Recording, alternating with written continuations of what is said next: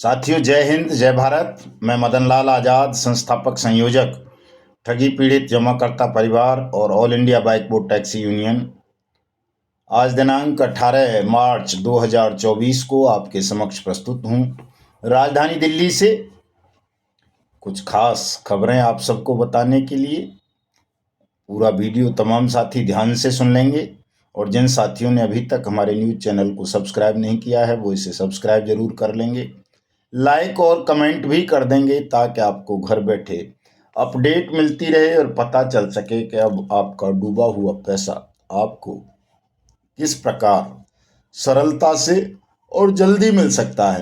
तो इसलिए वीडियो ध्यान से सुना करें और अपडेट पाना है, सत्य जानना है, अपना पैसा प्राप्त करना है तो हमारे YouTube चैनल को भी सब्सक्राइब जरूर कर लें। अन्यथा ये फेक न्यूज़ का कारोबार करने वाले लोग आपको लगातार भ्रमित करते रहेंगे और आपका पैसा आपको सरलता से वापस नहीं मिल पाएगा।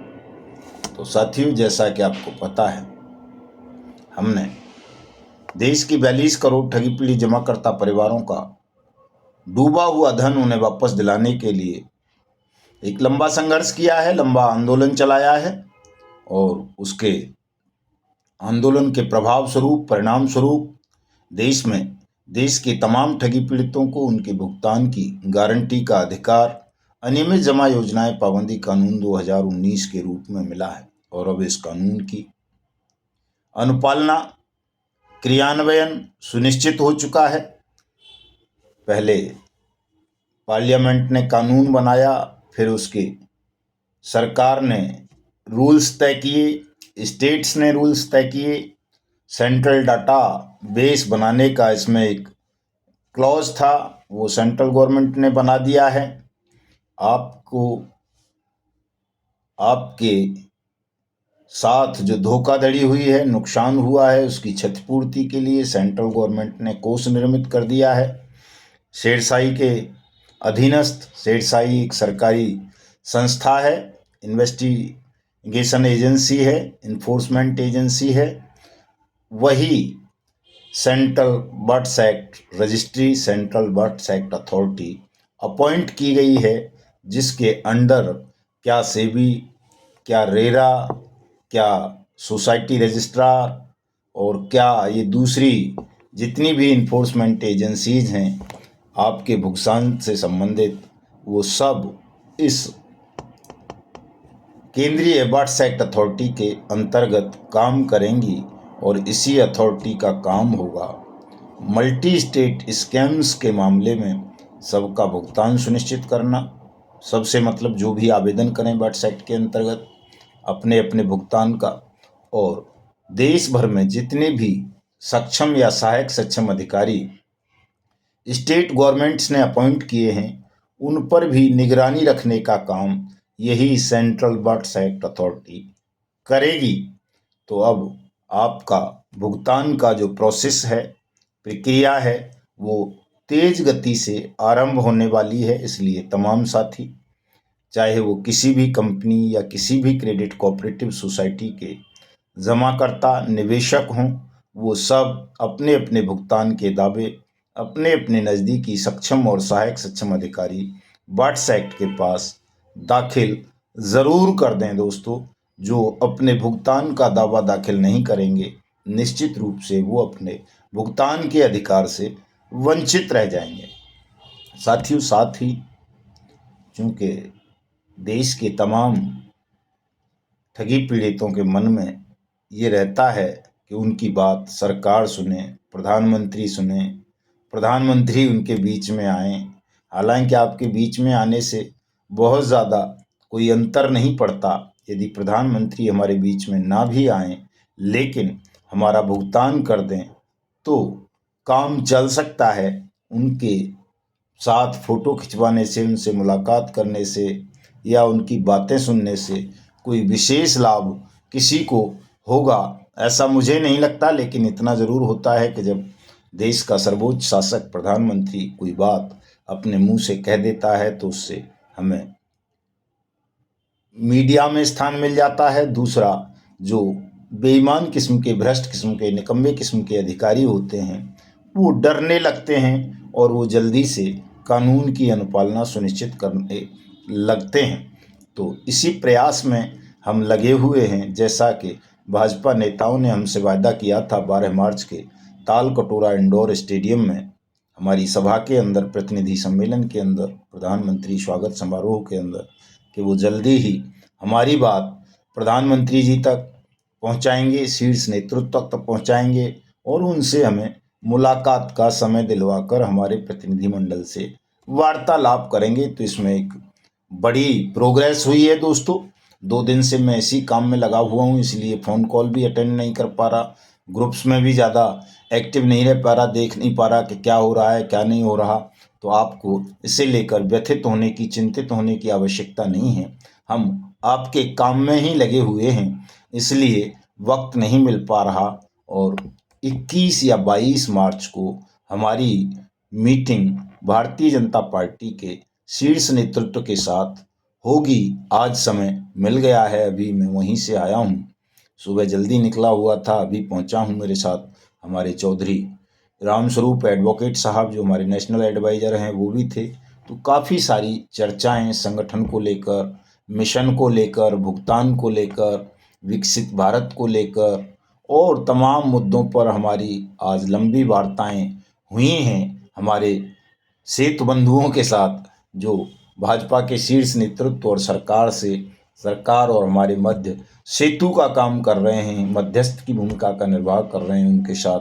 तो उन्होंने टाइम लेकर के वार्ता करके कहा है कि साहब, अगर या तो 21 को ही हमारी मीटिंग होगी उनके साथ, 21 को नहीं हुई तो 22 को हर हाल में हमारी बैठक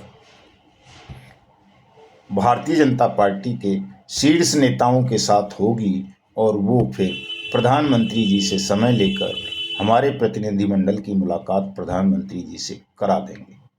तो चूँकि अभी सुबह हमको मुरैना निकलना है, सबलगढ़ मध्य प्रदेश, कल का वहाँ एक कार्यक्रम है, उसमें हम पहुँच रहे हैं। मेरे साथ आदरणीय रामस्वरूप चौधरी साहब भी होंगे, हमारे राष्ट्रीय उपाध्यक्ष मास्टर प्रताप सिंह होंगे, चौधरी विजेंद्र सिंह होंगे और भी कई साथी होंगे।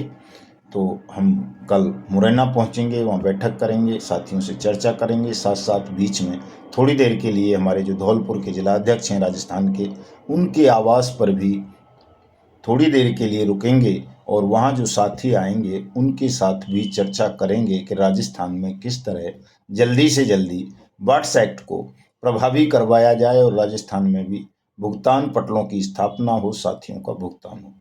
इसी तरह दोस्तों, कल 19 मार्च को हमारे हरियाणा के साथी, हरियाणा के नए मुख्यमंत्री नायब सैनी साहब से करनाल में मुलाकात कर रहे हैं, जिसका नेतृत्व हमारे सुभाष कश्यप जी, नरेश कश्यप जी और दूसरे साथी करेंगे। तो जो हरियाणा के साथी हैं वो कल करनाल पहुंच जाएं सुबह सुबह ही, नायब सिंह सैनी साहब मुख्यमंत्री जी के आवास पर। वहां कल उनसे मुलाकात का समय निर्धारित हुआ है।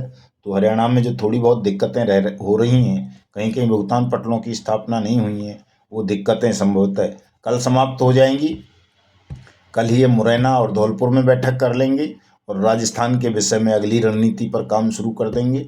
चूँकि अभी हमारे पास समय है, तमाम लोग अपना आम चुनाव में लगे हुए हैं अपने, और हम अपने इस कार्यक्रम में जुटेंगे कि किसी भी तरह से आप सबका भुगतान हो। जहाँ भुगतान पटलों की स्थापना हो चुकी है, भुगतान के आवेदन लिए जा चुके हैं, वहाँ भुगतान आरंभ हो, और जहाँ अभी भुगतान पटलों की स्थापना नहीं हुई है वहाँ भुगतान पटल आरंभ हों। दोस्तों, सरकार ने, सेंट्रल बर्ड्स एक्ट अथॉरिटी ने तमाम राज्यों को आदेशित कर दिया है कि वो सब बर्ड्स एक्ट की अनुपालना सुनिश्चित करें और जितने भी बर्ड्स एक्ट के अंतर्गत उन्हें आवेदन अब तक प्राप्त हुए हैं उनकी सूची बना करके भेजें।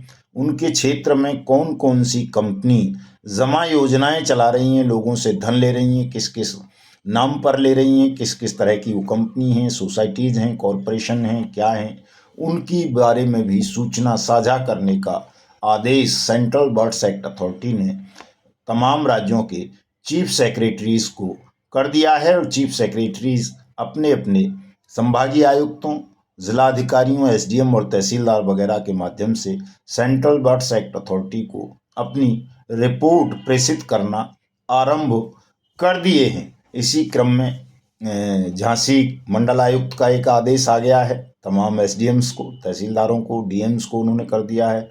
इसी तरह का एक आदेश कल बनारस के डिविजनल कमिश्नर ने, वाराणसी के ने कर दिया है अपने अधीनस्थ तीनों जिलाधिकारियों को कि वो जल्दी से जल्दी जो है रिपोर्ट प्रेषित करें।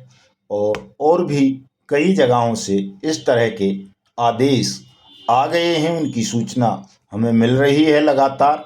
और साथ ही साथ साथ हम अब त्रिस्तरीय फॉर्मूले पर काम कर रहे हैं। एक तो आपको सबको संगठन को मजबूत करना है, सदस्यता अभियान को बहुत तेज कर दीजिए, क्योंकि जुलाई या अगस्त में आपकी मुलाकात सबकी, हमारी तो जल्दी हो जाएगी अभी बीच में, लेकिन आप सबकी मुलाकात प्रधानमंत्री जी से कराने का प्रबंध भी हम कर रहे हैं। और वो संभवतः जुलाई या अगस्त में आप सबके साथ प्रधानमंत्री जी की मुलाकात होगी निश्चित रूप से।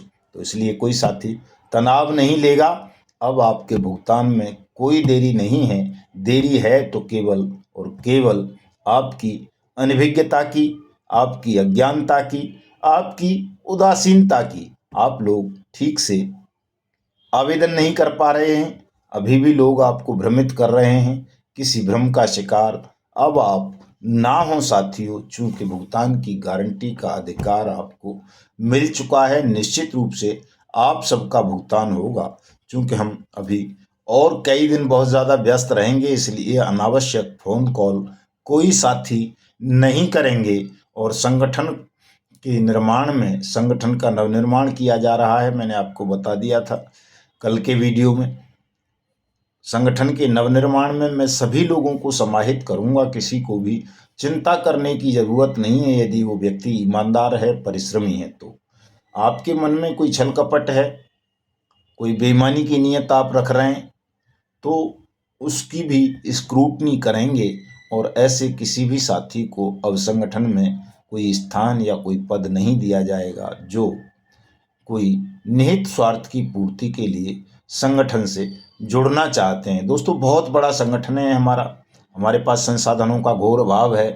इतने बड़े संगठन को चलाना, उसको देखना, उसका प्रबंधन करना कोई मजाक काम नहीं है। सच में 18 से 20 घंटे प्रतिदिन काम करना पड़ता है। आप सब लोग भी अपनी अपनी जिम्मेदारियों का निर्वहन ठीक से करें, काम को बांटें। बहुत जल्दी विस्तार से मैं तमाम सारी चीज़ें आपके लिए जारी करूंगा, ताकि आप सब अपनी अपनी जिम्मेदारी का निर्वहन ठीक से कर सकें और हमें थोड़ा समय मिल सके उस काम के लिए जिस काम की वजह से आप बहुत ज़्यादा व्यथित हैं। मेरी अपनी हार्दिक इच्छा है कि आप सबका भुगतान बहुत जल्दी से जल्दी हो जाए, और जो परेशानी हमारे एजेंट साथियों को हो रही है निवेशकों की तरफ से या कहीं कहीं पुलिस की तरफ से, उसका समाधान भी हम बहुत जल्दी कर देना चाहते हैं। दोस्तों, इसके लिए थोड़ा अपनी पीड़ाओं को, आप व्यक्तिगत पीड़ाओं को भूलकर सबकी पीड़ा को समझें। हम में एक से बढ़कर एक दुखी व्यक्ति है। हमारा दर्द इतना है तो किसी किसी का इतना है, किसी का इतना है, और किसी का बहुत बड़ा दर्द है। यानी कि दर्द सबको है, दुख सबको है, पीड़ा सबकी है, और केवल इसलिए है कि हम सब कहीं ना कहीं ठगी का शिकार बने हैं। तो आप सब इस पीड़ा को सामूहिक स्वर दें और ये पीड़ा ज़्यादा ना बढ़े। इसके लिए आप ये नई नई कंपनी जो आ रही हैं उनसे बचें दोस्तों, अन्यथा आपकी पीड़ाओं का अंत नहीं होगा। आज ही एक साथी हमारे शायद अमरोहा वहाँ से हैं, बिजनौर से, वो बता रहे थे साहब कि कोई मेटाफोर्स नाम की कंपनी आई है, और उसको लेकर के जो पीएसीएल में काम करने वाले पुराने सीनियर लोग थे, एजेंट लोग थे, वो उस कंपनी का प्रचार प्रसार करके फिर से लोगों को बिटकॉइन और क्रिप्टो करेंसी के नाम पर फंसा रहे हैं, झांसा दे रहे हैं अमीर होने का। दोस्तों, ये फर्जी कंपनी है। किसी को कोई पैसा वापस नहीं मिलेगा। इसमें किसी को भी अपना मेहनत का पैसा फंसाने की ज़रूरत नहीं है। जिनके पास 2 नंबर का है, काला धन है, अवैध है, हराम का है, वंशानुगत पैतृक संपत्ति है, वो भले ही फंसा दो, लेकिन जिनके पास परिश्रम का पैसा है वो कोई भी साथी इस मीटा फोर्स कौन सा है, इसमें इन्वेस्ट करने की आवश्यकता नहीं है। बिल्कुल भी करोगे निश्चित रूप से फंस जाओगे, फिर भटकते रहोगे, फिर लोग आपको परेशान करेंगे। आप जिनका पैसा इसमें फंसवा दोगे, चूंकि किसी का पैसा वापस नहीं मिलना है, जो मूलधन होगा वो भी वापस नहीं मिलना है जल्दी से आपको।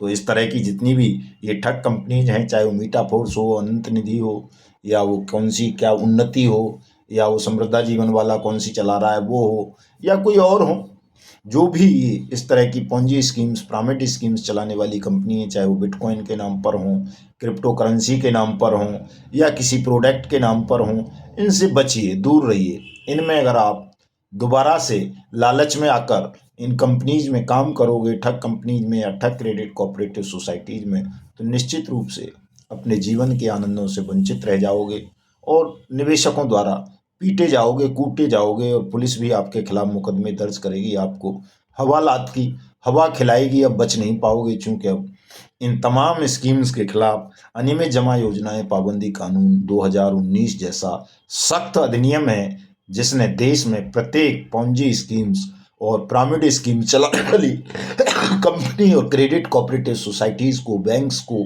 कॉरपोरेशंस को, निधीज को, ट्रस्ट को, एनजीओज को बैन कर दिया है। इसलिए कोई भी साथी इनके झांसे में ना आए, और जो पहले आपका पैसा फंस चुका है उस पैसे को निकालने के लिए वाट्स एक्ट 2019 के अंतर्गत अपने अपने भुगतान के दावे अपने अपने नज़दीकी सक्षम और सहायक सक्षम अधिकारियों को ज़रूर करें। धन्यवाद। जय हिंद, जय भारत।